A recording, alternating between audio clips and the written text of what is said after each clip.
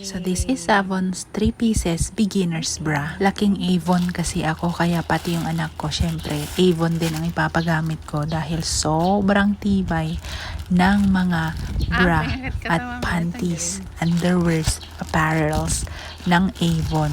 Talaga namang yung quality sobrang ang titibay, as in kahit ilang taon umaabot pa nga ng dekada talaga yung mga underwear ko dito.